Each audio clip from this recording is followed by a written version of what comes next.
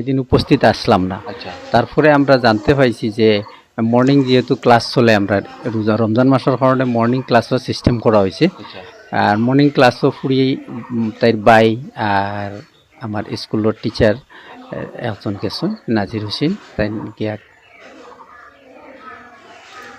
মাতলগিয়া সারে মনে হয় শেষ মা দিয়ে ভিডিওকে দেখছেন, এর লাগে সারে স্পষ্টভাবে ধরতে পারছেন না।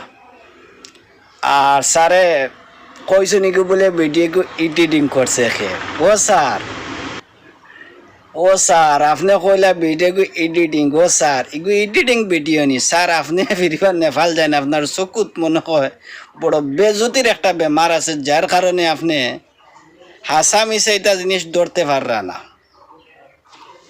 স্যার যদি আপনি অতটুক শিওর যে ভিডিও একটা এডিটিং করছে কেউ, তাহলে এগু তদন্ত করতে যতটুক খরচ করা লাগে আমি করমু।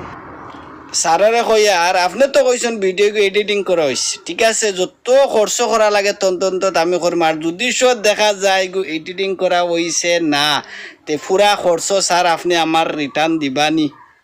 1 নম্বর প্রশ্ন। 2 নম্বর প্রশ্ন, আপনার সেন্টার অত বড় ঘটনা হইল, ফিরবার আপনি জিনিসগুলো লুকাইয়া রাখবার চেষ্টা করা। ও স্যার আপনি আমরা মিকির হিসাবে বুঝাইতরা না কিতা? স্যার রোজা মাসের দিন আপনি একজন মুসলমান, ও তো বেজুতির আপনি যেন জিনিসগুলো লুকাইয়া মাতিতরা স্যার। আপনার ইকসান আপনার মুখ থেকে শুভা দিছে না।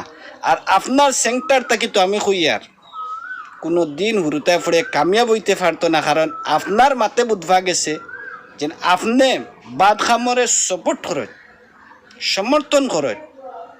আর স্যার আপনার সেন্টারের সামনে ভাই আমি ভিডিও বানাই।